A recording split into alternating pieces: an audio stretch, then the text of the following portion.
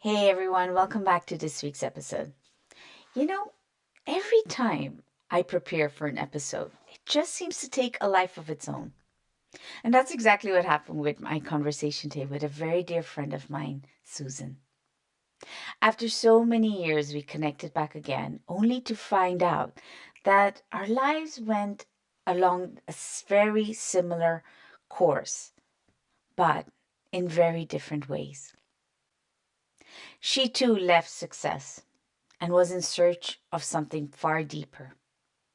And through the path of perseverance, she found a relationship with God through her religion. And we shared what we had in common and what I was always curious about, the things that I still did not have answers to. And as we talked about the path of perseverance, we were drawn back to Curaçao, our beloved island, and its history, which I had no idea played such a big role in healing as well, all the way back years and years ago. I'm excited to share yet another episode about the path of perseverance, but how culture, spirituality have a lot more in common with perseverance than I ever knew. So if you're going for that walk, put those headphones in or grab that warm cup of something something and enjoy this week's episode. Hmm. I don't know how to introduce you because you're like my friend. I know you, and then we go our separate ways. Then I come back again. And then when I connect with you, I feel all happy, just like your name, Vrolijk, which means happiness. And so I'm like, okay, well, how do I introduce her? So you know what? I'm going to start with a question. Are you Okay, ready? cool. Okay. Vale. Who who you are today would not have been possible if, what would you say after that? If I was not courageous enough to Mhm. give everything up 5 years ago and just take a leap of faith. Is that what you did 5 years ago? Yeah. What was that? So 5 years ago, I decided that I had achieved growth. So I hit a glass ceiling, career wise, spiritually, and, just as a person. And 2 years prior, I had just bought my first house. And I'm like, you know what? My motto in life is that at the end, I don't want to have regrets. So, am I going to take this leap of faith, sell everything that I have, Even the house? and then, yeah, I sold the house, I sold my car, I gave up my, well, in the end, I'm like, oh, I have a pretty good salary. So I gave everything up. Hmm. And my whole life was in like two suitcases, and I had a one-way ticket to London. Oh, you bringing back memories. Yeah, yeah. And that is how I embarked on this mini sabbatical where I focused the first 6 months of my journey on growing spiritually. And I'm a Christian, and my, let's say, headquarter church is based in London. So I use this time to serve, doing things completely out of my comfort zone. Like for certain people, like babysitting is like natural. For me, it's not.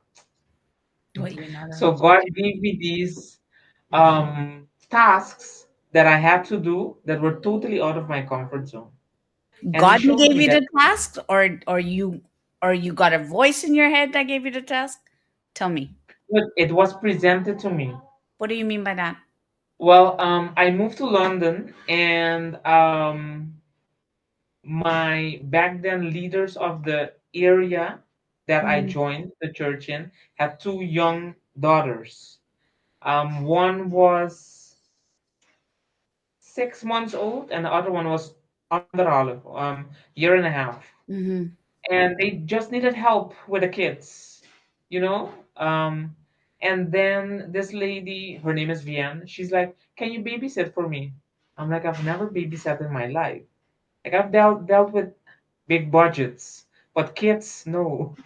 I'm like, "How do you keep them alive?" Yeah, seriously. And then I'm like, oh, the kids like me. Some days I like me, some days I was throwing tantrums, they're throwing tantrums. So I'm like, yeah.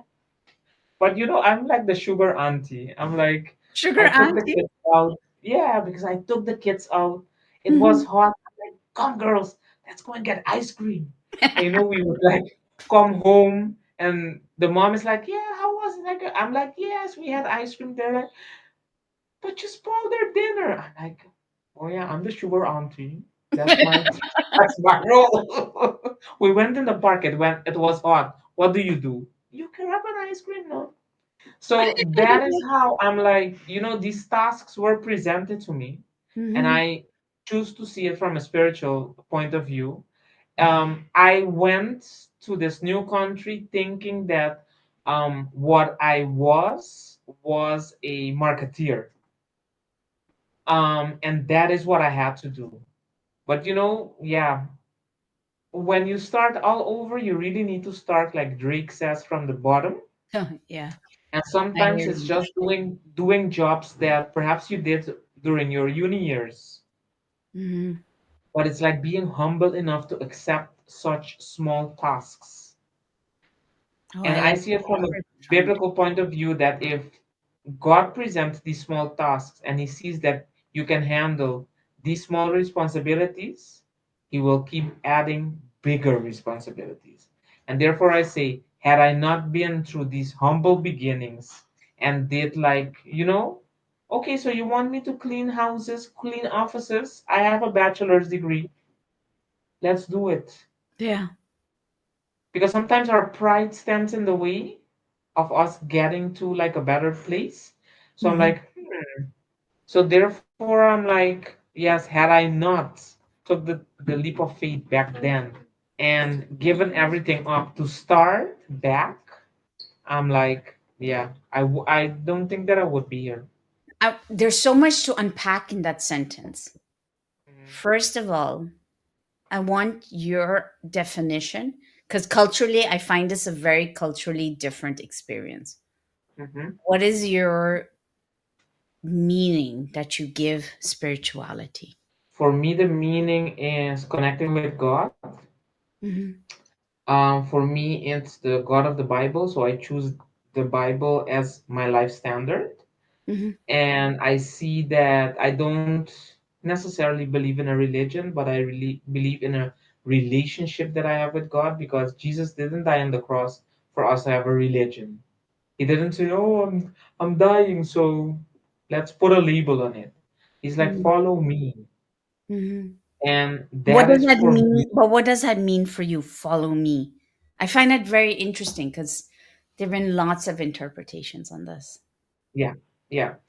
For me, it's trusting this higher power that I believe in, that is called God, that Hmm. guides me through His Word, that encourages me to seek Him with all my heart.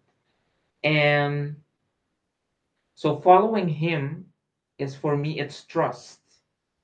It's trusting that the Bible, the scripture has my best interest at heart. Hmm. And it's working continuously on a relationship with God, a relationship with Jesus. And that is for me, follow Him is following the standards of the Bible as my life standards. Okay, now I get that. All right. There's this thing called spiritual pride. I don't know if you've ever heard Mhm. of it. When you have Yeah. spiritual pride, and it goes two ways. It can be meant in a very um, benefit, like giving way, but there can also be a very negative way to that. Mhm. So when I say the word spiritual pride, what does that? What does come from mind for you for that? How would you see that as? I say there's two things.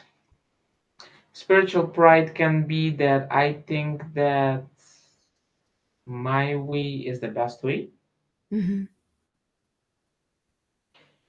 but it can also mean that I believe in something and I stand for it. And sometimes that goes against public opinions.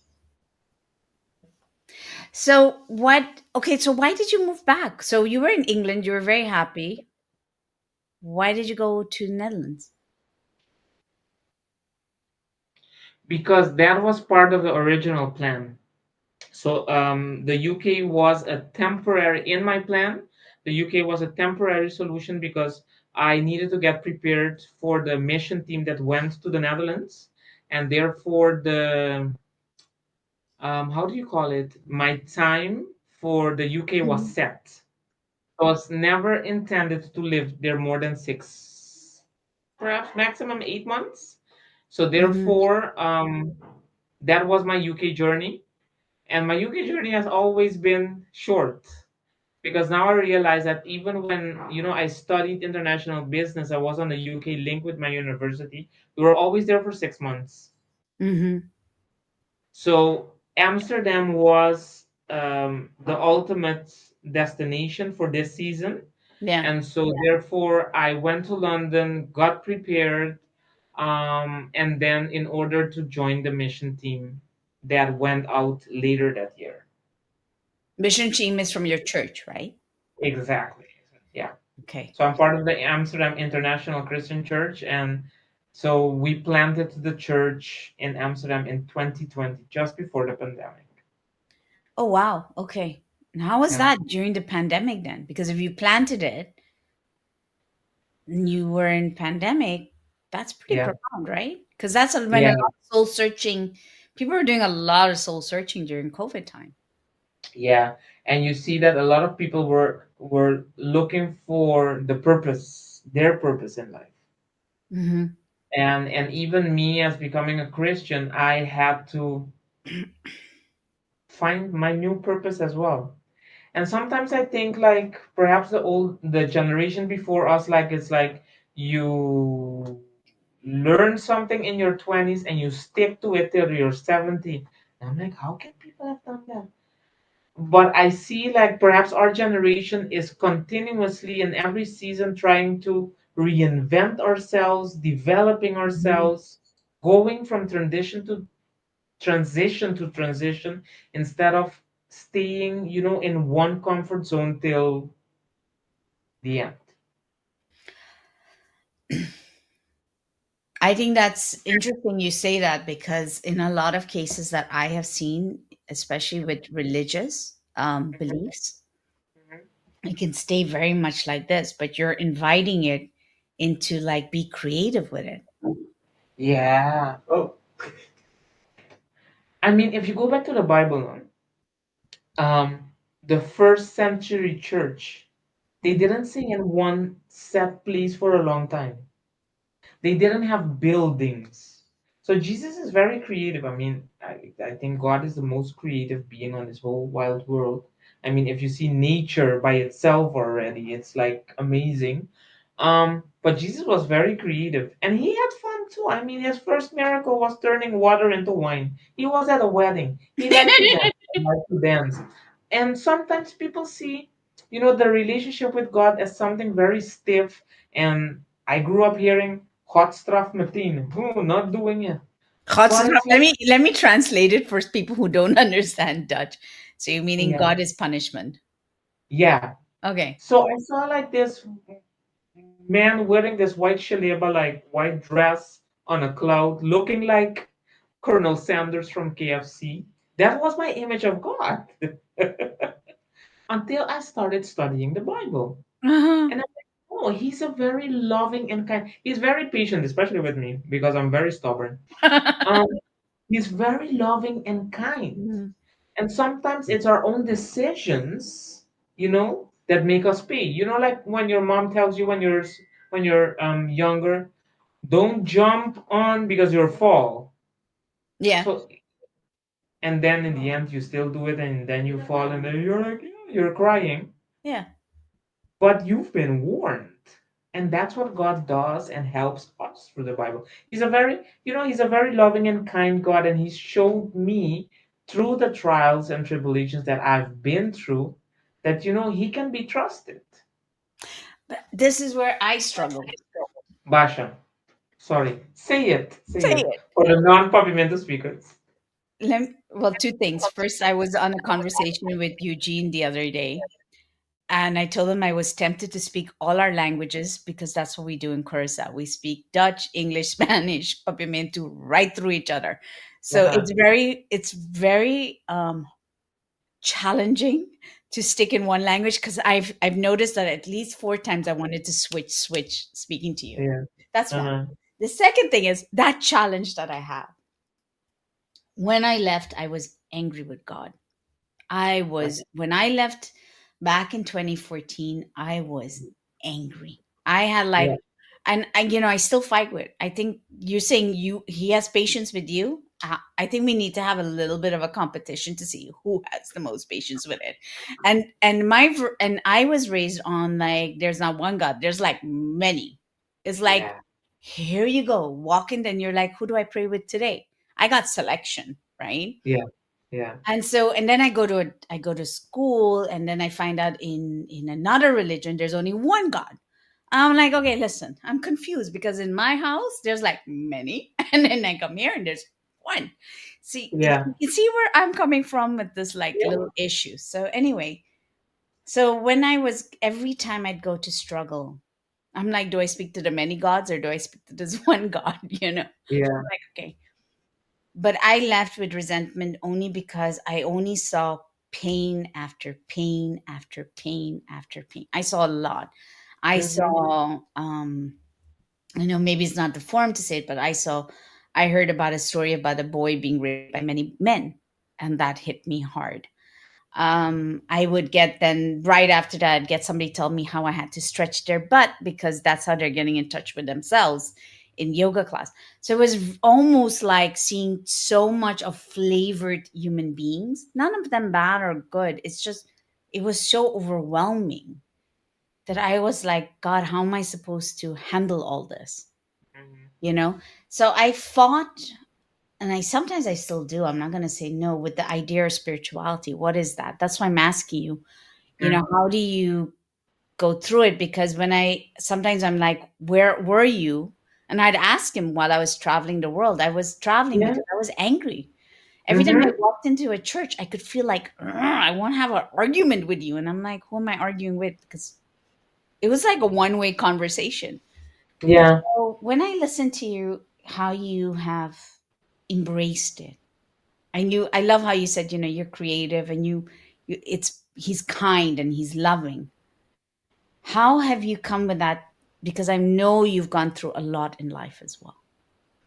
How did you come to that point? Well, first of all, I can relate to your anger Yeah. because there is where I was at a very young age, Yeah. and the anger is was based on injustice that was done to me at a very young age, and I'm like, so where were you Mhm. uh, when this happened? You were supposed to protect me, right? But again, I go to my Bible and see from Genesis in chapter 34, there we read about the first rape case that even took place in the Bible. But if we Oh, go right. and dig deeper, Hmm. you see that God deliberately indicated to Jacob where he need to be, and he disobeyed and put his family at risk of being hurt. And I don't say that that happened in my family. Well, my trauma is Hmm. within the family, but that's for another show. Um, but the point is that I have learned right now Hmm. that I have to go through the pain. And Hmm. what has happened to me, now God is using for me to help other young girls who went through the same thing. Ah, And okay. sometimes it's hard for us to assimilate, like, will God let this hurt or this thing happen to you so you can help others? Mm. But that is the point of view that I chose to embrace right now. Harm things have occurred to me Yeah. are not pleasant, No. but I'm learning right now to go through the pain. Recognize that I'm angry at the moment, because Hmm. it's a continuous. mm, uh, you need to keep on training. So this, and therefore I say, I have a relationship with God, and like being in a relationship is not like, even for people who get married will tell you, oh, okay, so you have the honeymoon stage and then you have the other stage. So we go through stages with God as well. And Hmm. then I see That's a like nice way what of God is putting it. trying to help. Yeah. So God is right now. What happened to me is not great, but I can, based on the mess Hmm. that I left behind, now I have a message to preach to other ladies who have been through the same or worse, to tell them, it's hard.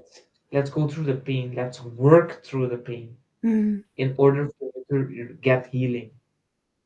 And I've learned, I've been in therapy for a long time, and Hmm. I have digged dug deep into everything, into the Bible, Yeah. and I've been able to give what has happened to me a place in my life.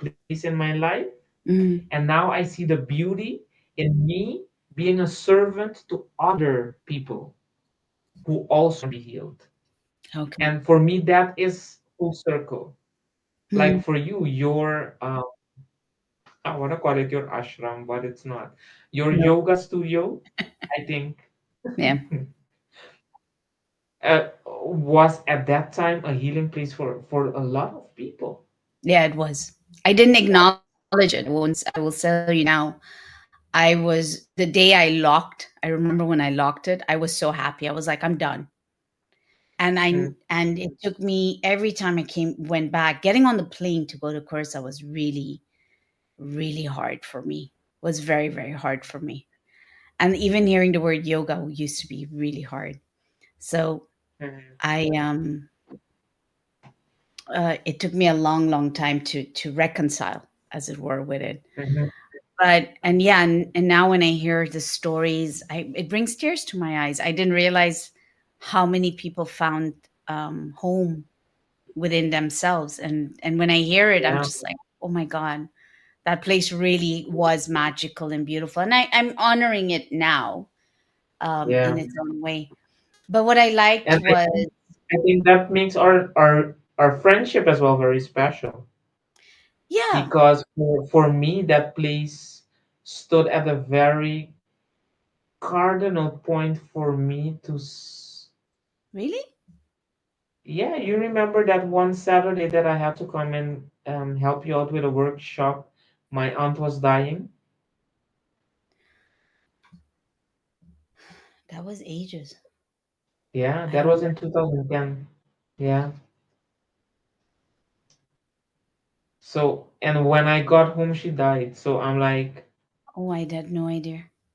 yeah. So for me, and that was for me the starting point of that started my seeking God journey. Wow.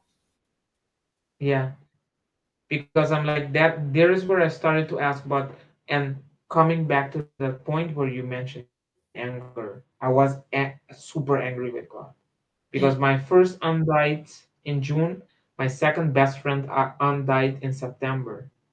So it was very So close. very close. I think 2010 was. Oof. But had Very that not happened, yeah, I would have not. Yeah, I was like in a very deep hole at that moment, and the only way, yeah, to survive all of that was just to look up. I had no other option. I now understand. I mean, I have much more peace with it, but had to understand the lesson of grief. I Uh-huh. had to learn that grieving was not just of an individual. Grieving was constant.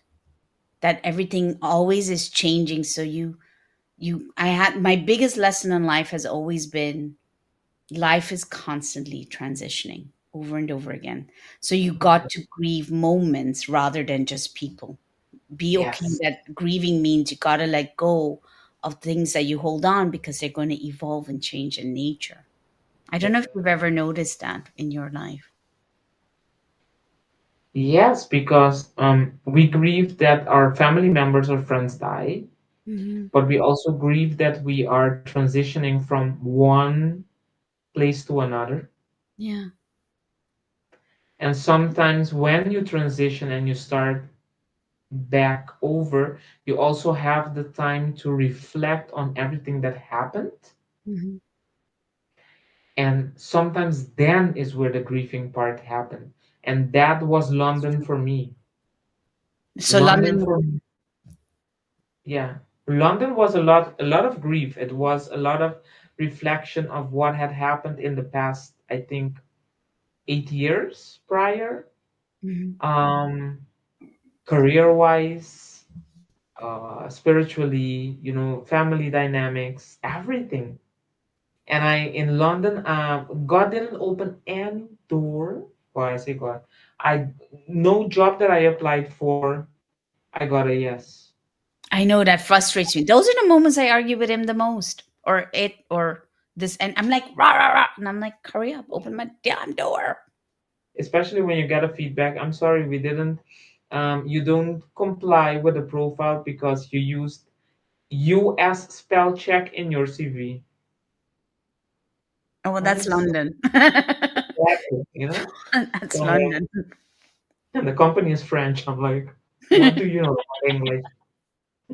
Yeah. Talking, So yeah, speaking of, but speaking about culture, uh-huh.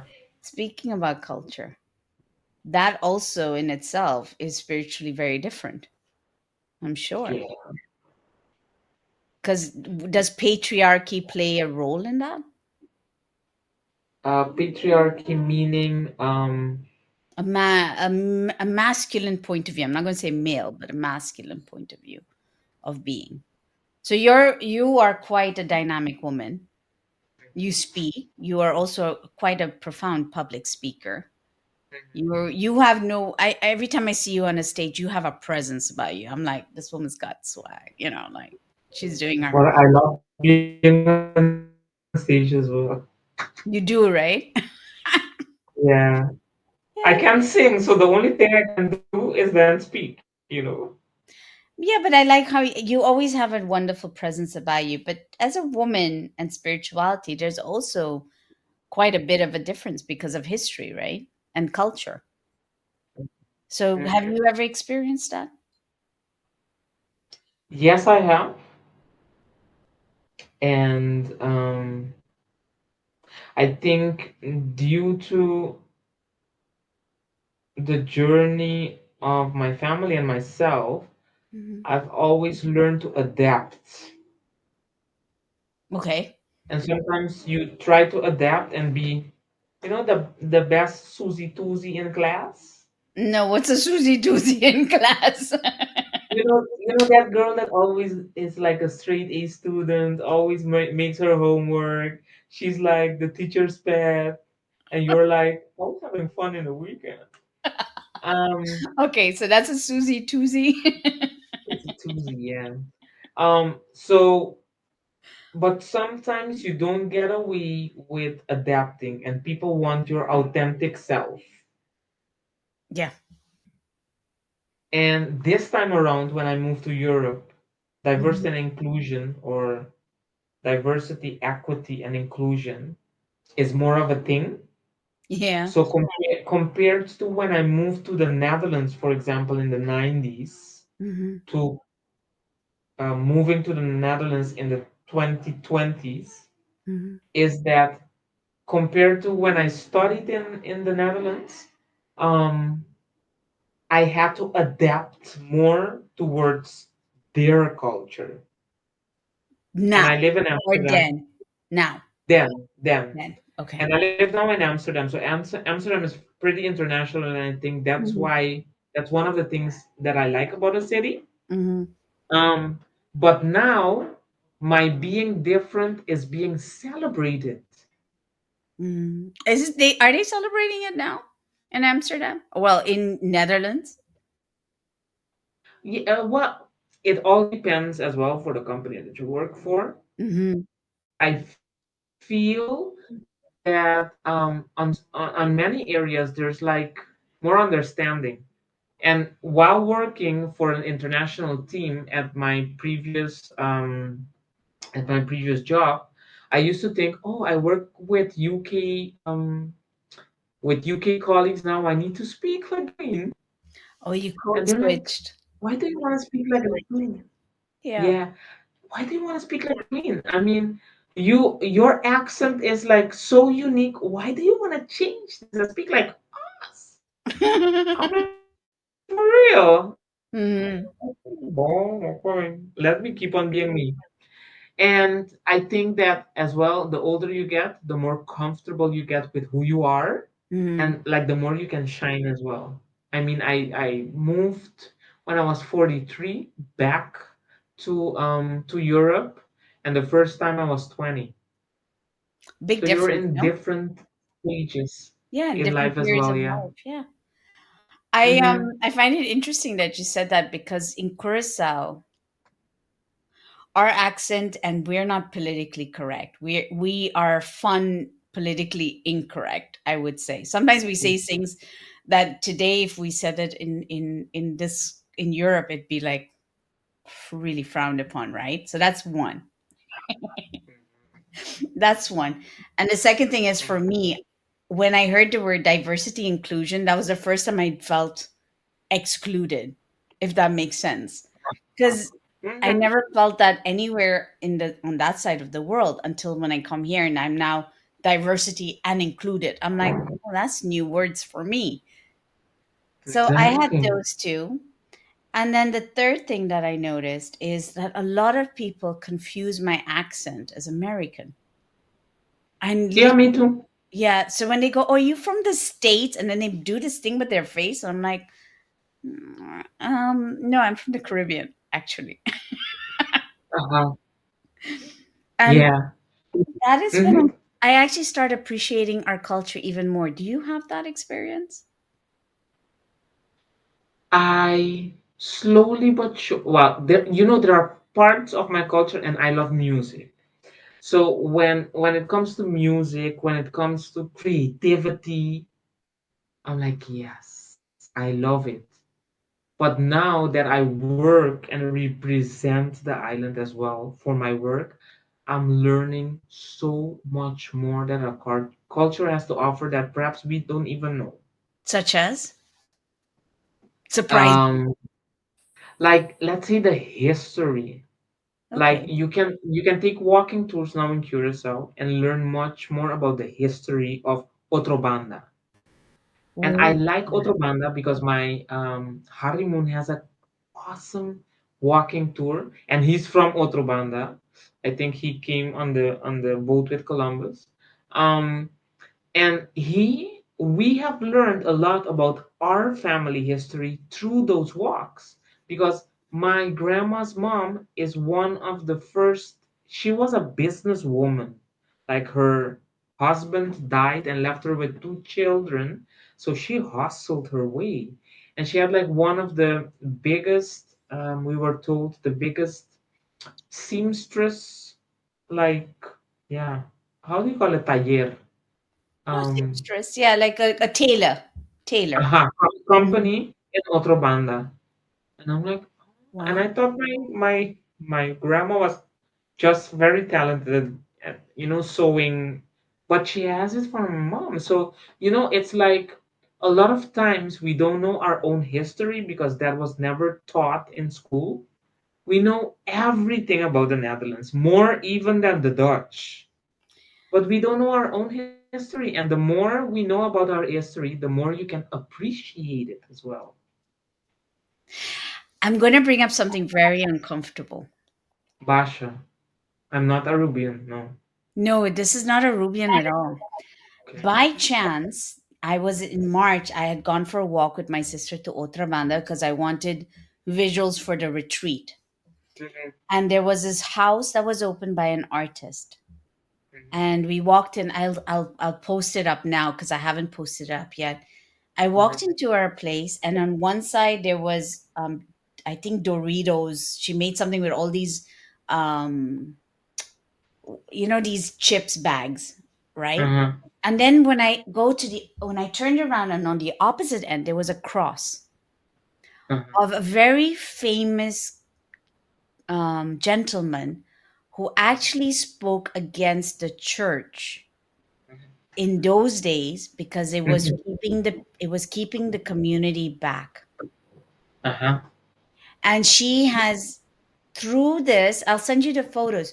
Through this, she has woven the story that he was trying to tell the community, wake up. And he took passages and he says, this is not the way of spirituality. I mean, you have to go, if you have a chance, go and Mhm.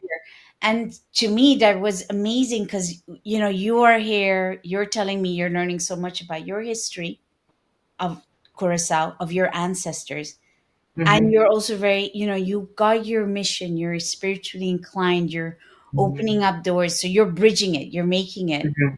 And at the Mhm. same time there's a heritage. I was so shocked when I saw this, that this heritage, they've actually kept it out of history in Curacao, Mhm. but it's Mhm. supposed to be part of history. And Mhm. we I'll send you the links and I'll put it in for people as well. What is else have you learned that for that the island has contributed so much and adds a lot to the world that we've never recognized before? Because you're in the tourist industry now. You are Mhm. hearing more and more of this history. I think what I've learned recently is also that this island has been an island of healing Hmm. in the old days, where they used to drop off sick people, and because of all the natural sources of the island, they dropped them off thinking that they were going to die. In the end, when they passed by back with the boats, people were healed. You're kidding. And Like what that's why sources? that's why the island is called Curaçao. It's because again it's the heart, but again it was an island that was known back then, I think by the Spanish, that it had to, the island has healing powers. I had And not. this island is so powerful, but we don't see our own power. Can you share more? Because even you've got me completely surprised. First of all, how did it come to the name of Curacao? See, now I'm Hmm. going to test you for your work. Hmm. Hmm. That's one. And what is it that we don't recognize? Where's that power? That because we're so in it, why don't we know? We don't. I know we don't see it, but what is it like? What? We are loyal people. Yeah, We persevere. yeah, We're hustlers that makes us great entrepreneurs. When the going get tough, we get as creative can be. yeah, But still, I think through the colonial takeover, it's like we have chosen this victim mentality hmm, that dims our light, while our light was not meant to be dimmed. I We can see have we that. have Yes, we have great artists, for example, going back to like all of a sudden Maruka Bokart, like if you take like poetry like by Alice Juliana, by Chimbe Ilya, these people were like so before their time. I live now in the Netherlands. We come from a very small island, yeah. but I think greater percentage of our people speak four languages. Minimum, yes, we do. Minimum, exactly. I mean, you Minimum, speak five if it's not six. yeah. Um, that is already an advantage. Hmm. Um, Going back to the history, I learned that when all the men were sent to war or to work on the sugar cane fields elsewhere in the Caribbean, the women were left behind. They were pillars and contributors to the economy. I have not known that part. Yeah. So that's why you have like, we call it the women from Curacao are so strong, opinionated. They We are. are But I we are love it. learned, or Yeah. we are taught from a very early age to be independent. Make sure, like if I compare my male cousins with us ladies, we were always told, make sure you're independent, make sure you study, make sure you have a good job, make sure you have. And why? Because, and then we took on, those responsibilities. But sometimes I'm like, it's tough being a man woman. I don't want to wear the pants every day. I want somebody to take care of me.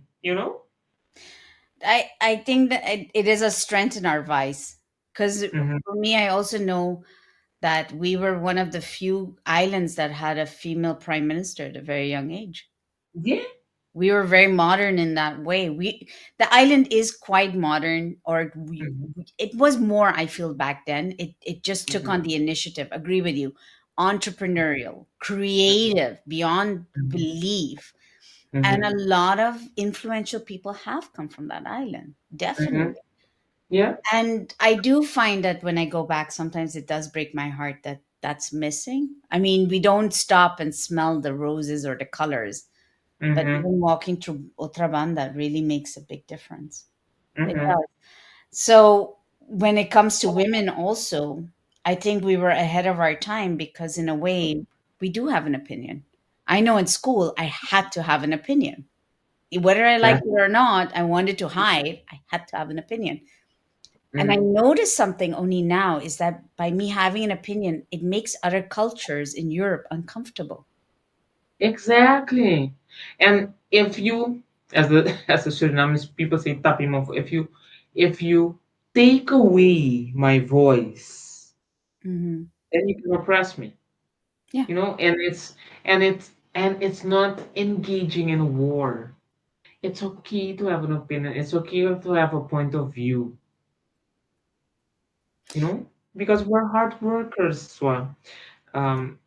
So it's, and and know your power and be in there, and don't prostitute yourself.